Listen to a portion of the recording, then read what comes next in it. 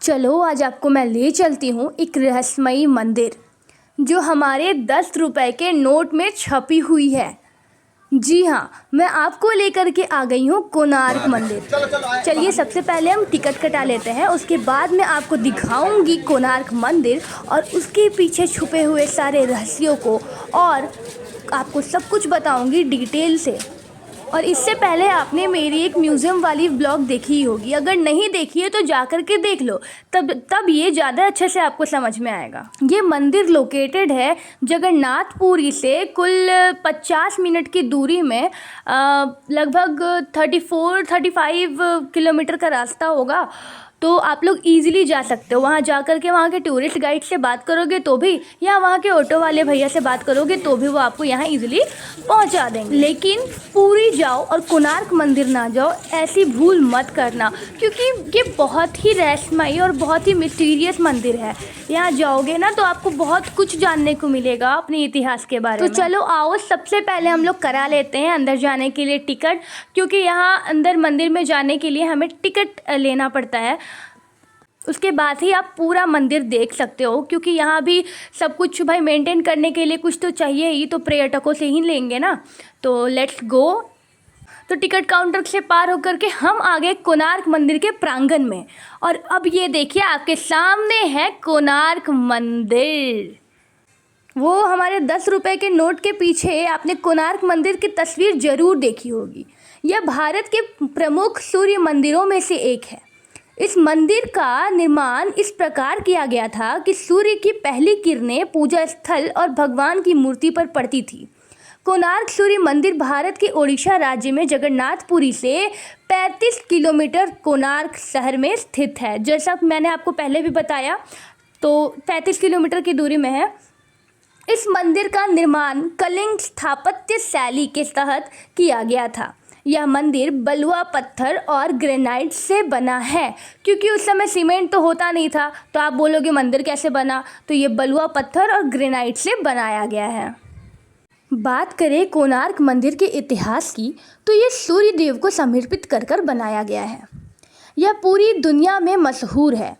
देश दुनिया से बड़ी बड़ी संख्या में श्रद्धालु सूर्य देव के दर्शन और मंदिर के दर्शन के लिए कोणार्क आते हैं।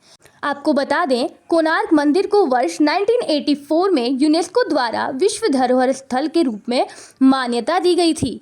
कोणार्क मंदिर के निर्माण को लेकर इतिहासकारों में कई बार मतभेद हो चुके हैं।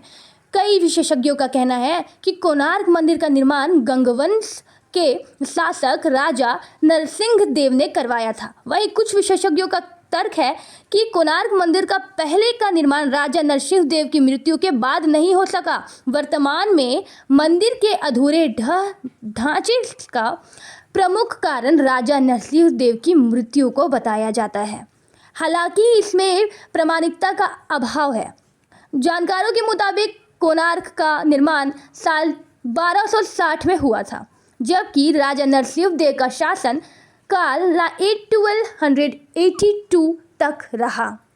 इस मंदिर में कुल 12 पहिए और 7 जोड़ी घोड़े हैं। आपको मैंने दिखाया था म्यूज़ियम वाले वो ब्लॉग में कि मंदिर की पौराणिक कथा क्या है, मगर और भी बहुत सारी चीज़ें हैं जो उसमें कैप्चर नहीं की गई थी, क्योंकि मैंने आपको बताया था कि थोड़ी देर से मैं वहाँ के थिएटर में पहुँची थी। तो मैं आपको इस ब्लॉग में बताऊँगी कि इस मंदिर के इतिहास की बात करें तो पुराणों के अनुसार भगवान श्री कृष्ण के पुत्र शासंभ ने एक बार नारद मुनि के साथ दुर्व्यवहार किया था, जिससे नारद जी क्रोधित हो गए और श्राप दे दिया। श्राप के कारण शासंभ को कुष्ठ रोग हो गया। शासंभ ने मित्रवन में चंद्रभागा नदी के संगम पर भगवान सूर्य की कठोर तपस्या की। भगवान सूर्य को चिकित्सक माना जाता है। धार्मिक मान्यता है कि भगवान सूर्य की पूजा करने से सभी रोगों से मुक्ति मिल जाती है। हमें भी अक्सर नहीं कहा जाता कि कुछ करो ना करो, हर रोज उठ करके सूर्य को जल अर्पित जरूर करना। तो वैसे ही शासंभ ने भी कठिन आराधना करके सूर्यदेव को प्रसन्न किया। उस समय भगवान सूर्यदेव प्रसन्न हुए और शासंभ को ठीक कर दिया। इसके बाद शासंभ ने कोणार्क में सूर्यदेव का मंदिर बनाने का निर्णय लिया। कहा जाता है कि जब शासंभ चंद्रभागा नदी में स्नान कर रहे थे तो उन्हें सूर्यदेव की एक मूर्ति मिली जिसका निर्माण वास्तु विशेषज्ञ विश्वकर्मा जी ने किया था। और बाद में मित्रवन में सूर्यदेव मंदिर बनवाया गया उनके द्वारा। ये जो आप देख रहे हो ना, ये बलुआ पत्थर और ग्रेनाइट से बना हुआ मंदिर है। मैंने आपको इस पहले भी ब्लॉग में बताया। और देखो पूरी मतलब मैं क्लोज जा कर के इसके मतलब टच करके इसको देख रही हूँ। मतलब बहुत ही अभी भी मजबूत है, मगर पहले की बात ही कुछ और होगी। और ये देखो ब्रिक टेम्पल है यहाँ पर, मैं ले करके चलती हूँ आपको। यहाँ पर कोणार्क मंदिर जो है वो 2 शब्दों से मिलकर बना है, कोण और आर्क। आर्क का अर्थ है सूर्य। देखिए मैं आ गई हूँ यहाँ पर इस ब्रिक टेम्पल के पास, और पूरे ईंटें से ही बना हुआ है, मतलब बड़े अलग तरीके से, थोड़ा लंबा लंबा ईंट और थोड़ा अलग टाइप का बना हुआ था मंदिर। आप सामने से जा कर के देखो कि आपको अच्छे से पता चलेगा। अभी तो इसमें लॉक था, नहीं तो मैं आपको अंदर जा कर के दिखाती। इस प्रांगण में ऐसे कई सारे मंदिर उपस्थित हैं, लेकिन धूप अधिक होने के कारण मैं हर जगह जा कर के शूट नहीं कर पाई। इसीलिए मैं जितना ले पाई, कैप्चर कर पाई, मैं आपको वो सभी दिखाऊंगी। बहुत बड़ा प्रांगण है और बहुत कुछ मौजूद है यहाँ। आप यहाँ पे ये सीढ़ी देख रहे हो, यहाँ पे जाना चढ़ना भी अलाउड नहीं है। एक समय की बात है जब यहाँ पर वो मैंने आपको वीडियो दिखाई थी म्यूज़ियम वाली, उसमें बताया गया था कि वो जो बच्चा था 12 साल का, वहाँ कोई कलश नहीं रख पा रहा था और वहाँ पे उन्होंने कलश को रख दिया था। और उसके बाद उनकी मृत्यु हो गई थी, क्योंकि उन्होंने ही जान दे दी थी सारे कर्मचारियों की जान बचाने के लिए। तो उसे बंद कर दिया गया किसी रीज़न के वजह से। और वो टॉप जो है ना, वहाँ पे जो देखिए ना सबसे ऊपर जो घेरा है, वहाँ पे ना एक मैग्नेट था 53 किलो का कुछ समथिंग, जिससे सारे शिप्स ऐसो अट्रैक्ट हो जाते थे इधर, और बहुत कुछ दुर्घटना होने लगी थी, जिसकी वजह से उसे हटा दिया गया। अब मैं इधर इसके पीछे आ गई हूँ, मंदिर के पीछे। और ये जो मैं आपको जूम करके दिखा रही हूँ ना, यहाँ पे एक मंदिर हुआ करता था, कोणार्क टेम्पल है। उसके पीछे का जो ये देख रहे हो ऊपर में गेट भी है, यहाँ मतलब जाने का कोई रास्ता वैसे नीचे से नहीं है। देखो सीढ़ी भी बना हुआ है। उस समय में यहाँ पर मंदिर हुआ करता था, और बहुत सारे पुरानी कथाएँ हैं इसको लेकर के। और बात करें कोणार्क मंदिर की, तो मैंने आपको कई सारे वीडियो में बता चुका है, और फिर मैं आपको बता रही हूँ कि ये मंदिर बहुत ही ज़्यादा रहस्यमयी मंदिर है, जिसमें ये जो मंदिर है ये सूर्य देव के लिए बनाया गया है, और इसमें 12 पहिए पूरे लगाए गए हैं, और क्या कहते हैं 7 घोड़े भी हैं इसमें आगे, जो बहुत सारा टूटे टाइप हो गए हैं, मतलब पुराना हो गया इसलिए, या पता नहीं क्यों। बस अब मतलब अच्छे से घोड़े तो नहीं दिख रहे हैं, मतलब आधा आधा टूटा हुआ है।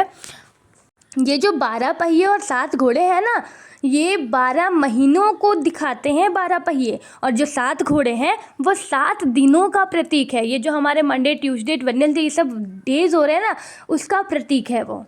कहा जाता है कि जब वो 53 किलो का जो चुंबक था वो ऊपर से जब हटा दिया गया था, तो ये मंदिर थोड़ी मतलब ढहने लग गई थी। तो इसीलिए जो वहाँ उस समय के जो शासक काल के जो शासक थे, उन्होंने इसे बालुओं से और पत्थरों से भरवा दिया, ताकि मंदिर और ज़्यादा क्षतिग्रस्त ना हो पाए।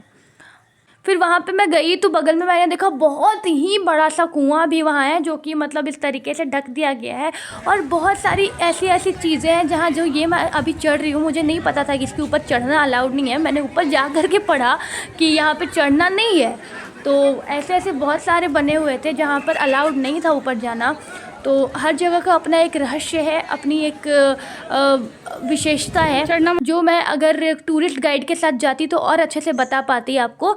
लेकिन हम लोगों ने टूरिस्ट गाइड नहीं लिया था, तो जितनी जानकारी मुझे है मैं बस आपको वो बता रही हूँ। फिर वहाँ से हम लोग आ गए नवरत्न मंदिर, वहीं पे है कोणार्क मंदिर के अंदर में ही, जो हम लोग 9 ग्रह है ना, 9 ग्रह हमारे हैं, मरकरी, वीनस, अर्थ, मार्स, ये 9 ग्रह, उसको दर्शाता है ये मंदिर। और हर 9 ग्रह के जो देवता हैं, एक एक देवता, उनके ऊपर ये मंदिर बनाया गया है।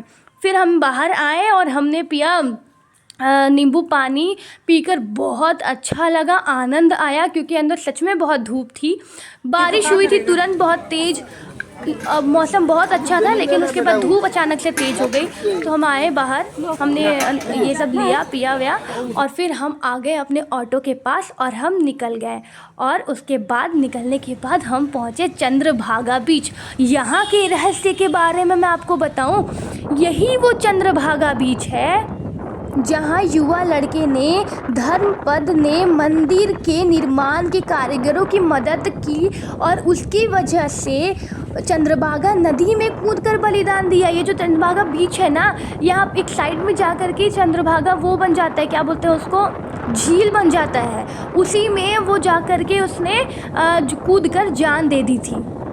ये जो बीच है ये उड़ीसा के कोणार्क मंदिर के पास ही स्थित है और ये चंद्रभागा बीच भारत का पहला समुद्र तट है जिसे ब्लू फ्लैग प्रमाणन प्राप्त हुआ है, जो पर्यावरण अनुकूल और स्वच्छ समुद्र तटों को दिया जाता है। एंड बाय गॉड सच में बहुत साफ सुथरा, कहीं आप कोई कचरा नहीं देख रहे होंगे वीडियो में, इतना अच्छा। और यहाँ पे समुद्र की लहर इतनी तेज आ गई थी कि मेरा कैमरा भी ब्लर हो गया कुछ देर के लिए। फिर हम लोग आ गए यहाँ पे एक मंदिर, फिर हम लोग आ गए यहाँ रामचंडी मंदिर।